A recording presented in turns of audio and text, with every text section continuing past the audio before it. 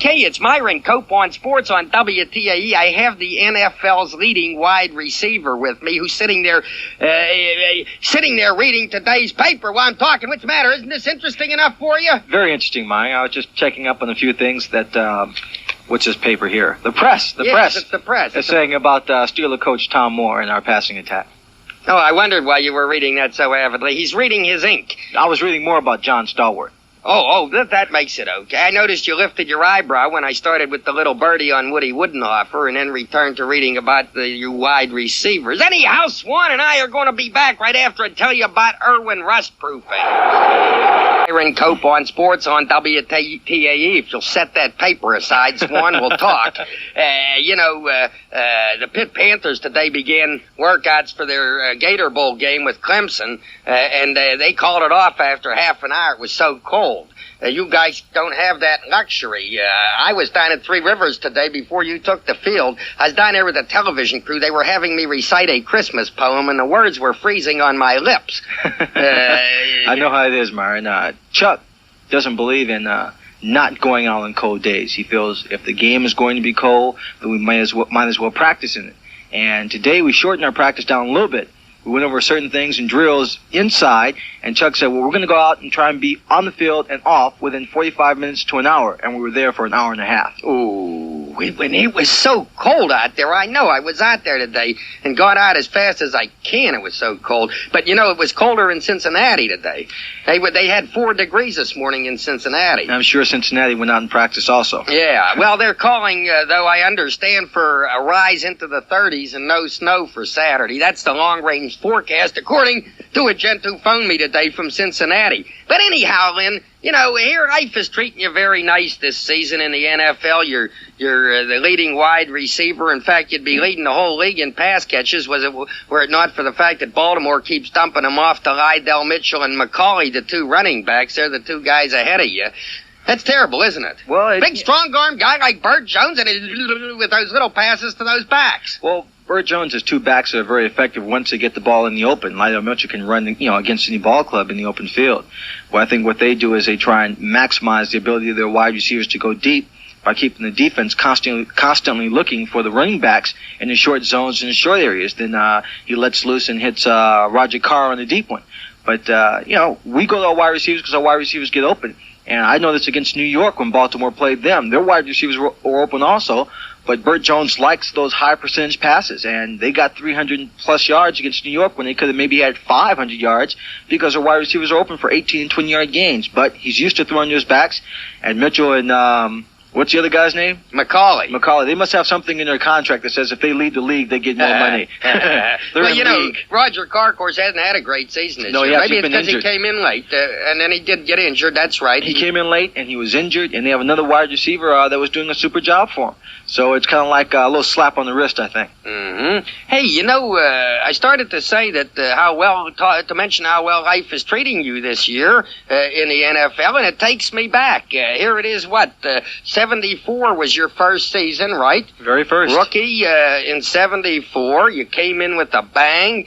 Let's see, that makes it your 4th year now. And it takes me back to that big championship game out in Oakland in 74. You guys were headed toward your first Super Bowl, and you beat the Raiders out there 24-13, and you, Lynn Swann, scored the winning touchdown and all. It took me back, and do you remember flying back from the coast after that game? I had a little interview with you.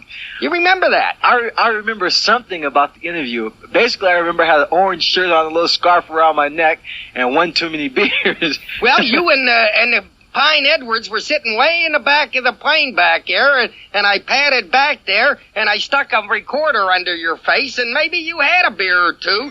I wanted to refresh your memory tonight. Listen, 1974, he beat the Oakland Raiders in the championship game with the winning catch, and it went right in Swann. You caught the big touchdown pass today, and you're sitting here looking like you own the world. That's right. In Pittsburgh, we own the world. The Steelers are on top, and we are going to have Super Bowl rings for the rest of the year. Now, I want to tell you, when I scored that touchdown pass, I looked at Terry, and I said, Terry, I can beat him on the eye because I got him set up. Terry said, all right, we're going to throw it. But Chuck, no, sending in 2 tight ends. I had to leave the ball game. I came to the sideline and said, Chuck, I can beat him on the eye cut. Chuck looked at me and said, all right, we'll see what happens. They ran 2 running plays. We didn't score. Chuck looked at me and said, Swann, go back in there and run the eye cut. I ran in the game and said, Terry, I can beat him on the eye cut. Terry said, what? I said, call 4 split right, 42. He called the play. I made 2 steps outside, broke across the middle, ran to the back of the end zone. Terry poised, waited to the last minute, fired one over the linebackers. I leaped up, caught it in my hand, looked down the ground, tapped 2 feet in, and it was a touchdown. From that moment on, victory was ours. Hey! There were 14 rookies on this team that started their season in New Orleans. Yeah. We went back again this year and we beat them. Beat New Orleans in New Orleans, and we're going back a 3rd time for the Super Bowl, and the ring shall be ours. Modest. Hey! That's applause on a play. Now listen. A bit prophetic there, wouldn't you say? And after that speech by Lynn Swann, what do you think of him, Glenn Edwards? Well, Myron, I think, with Lynn tongue, I think Lynn can steal all the tea out of China. That was 1974, after they beat the hated Oakland Raiders. Hey, it's Cope on Sports on WTAE with Lynn Swann, and we're going to be right back. Okay. Rattling that newspaper. Well, I have to learn somehow, Myron. Well, yeah. Well, you advancing from there to the Encyclopedia Britannica. You learn from reading about yourself and Tom Moore and John Stallworth and so forth. Now, all right, that was a very nifty interview I had with you back there in 74. Now, last year, 1 year ago, you're going into Cincinnati for the 12th game of the season, just as you're going in there this year for the 12th game of the season. The dough is on the line. Believe you me, you remember the circumstances. At the end of halftime, the Cincy Bengals are leading you 3-0. You come out for the second half, and the field has certainly changed, and there's stuff in the air that wasn't there it was just starting when you went in at the end of the first half. Now, supposing in that dramatic voice that you gave me in 74, you described the scene as you emerged from the dressing room for the second half at Riverfront Stadium on the Ohio. Using the same voice? Whatever voice you want. I hope it's changed a little, Myron. I don't know if I can get that dramatic. I was a little excited then. I'm not that excited about what we did last year. I'm concentrating more on what we're going to do. Describe the scene. You're coming out of the locker room. We came out of the locker room. We went in, first of all, with a fairly dry field that was green with the white stripes all over the place. And we could see clearly. We came back out and it was like a new night. It was snowing. And it was dark, too. The lights were on. The lights were on, but it was still snowing. You could barely see the lights through the snow. Mm-hmm. The field was completely covered. We couldn't tell where the end zone began or ended and where the sidelines were. Looking at the line, when we came out of the huddle, we were lined up slanted. Half the line would always be offsides, but the officials never called it because they couldn't tell. And besides, the Bengals were halfway offside. We came out in that field, and we were determined to win that ball game. We knew we had come too far and worked too hard to get to where we were at that time, and we still had 2 more games to go. And we came out, and we're running the ball as best we could. Did you say this is good or this is bad? The Bengals, their hearts sank when they saw it. They figured it's right for your game. I think I was totally indifferent. I just knew that we had to go out and do the best we could under the circumstances. Mm-hmm. So we came out, we passed a few times. There were a couple of cheap shots thrown. People's tempers got high and got hot. And we came out, made a few passes. Franco made a plunge into the end zone. Now, wait, let's back up. I want to test your memory. And incidentally, the cheap shots. You talking about Lamar Parrish? Yes. Yes, you squared off with him, yeah. I squared off, but I did not throw a blow. Okay, all right. You have been a pacifist all your life. I only threatened him. We're down to the closing. You only threatened him. I only threatened him.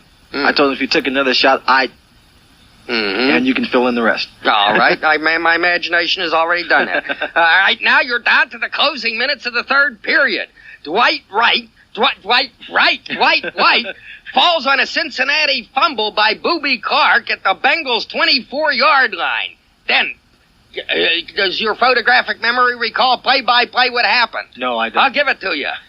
Franco loses a yard on first down. Then on second down, Kruzik finds Swann for 14 yards to the Bengal 11. Describe that play in a dramatic voice. In a dramatic Key voice. play. We lined up. Lamar Paris came up in a bump and run. Yeah? Did you threaten him again? No, Mike Kruchek looked to the outside, looked to the other side, looked at the defensive line, had to call an audible. He called a 40, which means quick takeoffs. Yeah. I said it's going to be tough getting traction, but I have to get by Parrish. He's going to come up for the jam. Yeah. I looked him eyeball to eyeball. Yeah. I knew Mike had confidence in me, and I couldn't let the young rookie quarterback down No way. in this crucial second game against Cincinnati. He snapped the ball. I took off. Parrish came in for the jam, and he missed. He I missed? got behind him. How did he miss? Was right. Him? He was right next to me, trailing me. The ball was in the air. I leaped up for it. How did he miss? And he leaped up for it. How did he miss first backup? How did he miss? He was like too eyeball to eyeball. He was too weak and too short and too slow. Oh, okay. That's good enough reason. I made the catch, thought I had a touchdown, and as I sprinted towards the end zone, Myron Cope, number 24, came over from his safety position and made a shoestring tackle. Yes, I was down. Yeah. I was down. You were down at the 11-yard line. So then, first down at the 11. We didn't score. Flyer gets it. No, yes, you did. No, not on first down at the 11 you didn't, but what did the Rocky Blyer do? He slammed over the right side down to the 4 for a 7-yard gain. And then Franco over the right side. You won't forget that one, will you? Yep. Oh, you will, huh? Well, so much for the touchdown. And then you later on in the fourth quarter, you caught a 41-yard pass. It was the highlight of a drive down. It went all the way down to the 3-yard line. You were 4th and went at the 3, and the Bengals held. And came back to scare you to death. They came back, and I think the key play of that entire ball game, when they were coming back, was by J.T. Thomas. When they were trying to go down the sideline on a deep route, and J.T. had his man fairly well covered, but the man was behind him. And the ball was in the air, and JT, someone had yelled pass. And at the last second, JT looked up and saw the ball and made a spectacular dive to knock the ball away from, I believe it was Isaac Curtis. And he surely would have caught the pass, and they would have won 10-7. How well I remember that. I had left the booth by then and was standing in that end zone with my heart in my mouth, and can't forget that. Well, it's back to Cincinnati. Friday morning, the team leaves, and Saturday is the ball game, and looks like, although they're not calling for it, who knows? We could have more of that white stuff, and it could be the same thing all over again. There's no telling. We might be out there making snowmen instead of playing football. Fat chance. Chaz won't stand for that. So, if you want to get in on the conversation tonight, we're talking pro football with Lynn Swann. The number is 333-9375. We'll open up the lines now. That's 333-9375.